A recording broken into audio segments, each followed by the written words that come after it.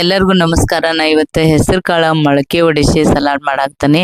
ಭಾಳ ಇದು healthy food ಅಲ್ರಿ. ಅದಕ್ಕೆ ಮನೆಯೊಳಗನ ನಾನು ಮೊಳಕೆ ಒಡಿಸಿ ಹೆಸರು ಕಾಳನ್ನ ತೊಗೊಂಡೇನಿ ನೋಡ್ರಿ. ಎಷ್ಟು ಮಸ್ತ್ ಮೊಳಕೆ ಹೊಡೆದವು. ಈ ಥರ ಮೊಳಕೆ ಹೊಡೆದ ಕಾಳನ್ನ ನಂತರ ನಾವು ಸಲಾಡ್ ಮಾಡಿದ್ರೆ ಭಾಳ ಬೆಸ್ಟ್ ಇರ್ತೈತೆ. ಅದು ಟೇಸ್ಟೂ ಆಗಿರ್ತೈತಿ. ಸಾಯಂಕಾಲ ಸ್ನ್ಯಾಕ್ಸಿಗೂ ತಿನ್ಬೋದು. ಅಷ್ಟು ಮಸ್ತಾಗಿರ್ತೈತಿ. ಈಗ ನೋಡ್ರಿ ಇವ್ನ ಮೊಳಕೆ ಹೊಡೆದವಲ್ರಿ.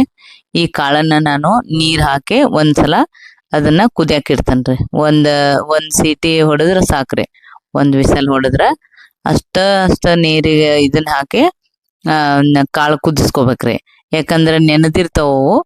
ಅದು ಕಾಳು ಕುದಿಯಾಕ ಇಟ್ಟಿರ್ತೀವಲ್ರಿ, ಅದು ಕುದ್ದಿಲಿ ಈ ಕಡೆ ನಾವು ಒಗ್ಗರಣೆಯನ್ನ ಮಾಡ್ಕೋಬೇಕಾಗ್ತತಿ. ಈಗೆಲ್ಲ ಸಾಸಿವೆ ಜೀರಿಗೆ ಎಲ್ಲ ಹಾಕಿ ಸ್ವಲ್ಪ ಹಸಿ ಮೆಣಸಿನ್ಕಾಯಿ ಈರುಳ್ಳಿ ಇಷ್ಟ ಹಾಕೊಂಡ ಅದನ್ನ ಮಿಕ್ಸ್ ಮಾಡ್ಕೋಬೇಕ್ರಿ. ಅದಕ್ಕೆ ಈಗೆಲ್ಲ ನಾನು ಒಗ್ಗರಣೆ ಹಾಕಿಟ್ಟೇನಿ.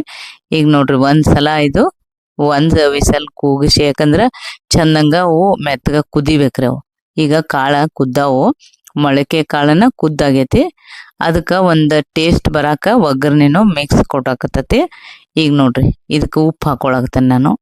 ಉಪ್ಪು ಹಾಕೊಂಡ ನಾನೇನು ಒಗ್ಗರಣೆ ಮಾಡ್ಕೊಂಡಿದ್ನಲ್ರಿ ಅದನ್ನ ತಗೊಂಡ್ ಬಂದ ಅದನ್ನೆಲ್ಲ ಮಿಕ್ಸ್ ಇದಕ್ಕೆ ಹಾಕ್ಬೇಕ್ರಿ.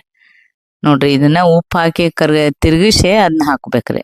ಅಂದ್ರ ಅದು ಭಾಳ ಮಸ್ತಾಗಿ ಟೇಸ್ಟ್ ಕೊಡ್ತತಿ. ಈ ಥರ ಮಾಡ್ಕೊಂಡು ತಿನ್ರಿ. ಇದೊಂದು ಸ್ನ್ಯಾಕ್ಸನ ಭಾರಿ ಮಸ್ತ್ ಇರ್ತೈತಿ. ಇದು ನೋಡ್ರಿ ಎಷ್ಟು ಮಸ್ತಾಗಿರ್ತೈತಿ. ಇದಕ್ಕೆ ಸ್ವಲ್ಪ ಲಿಂಬೆಹಣ್ಣನ್ನು ಹಿಂಡ್ಕೋಬೇಕ್ರಿ. ಕರಿಬೇವು ಕೊತ್ತಂಬರಿ ಹಾಕಿ ಲಿಂಬೆಹಣ್ಣು ಹಿಂಡ್ಕೊಂಡ್ ಬಿಟ್ರ ಭಾರಿ ಮಸ್ತಾಗಿರ್ತೈತಿ.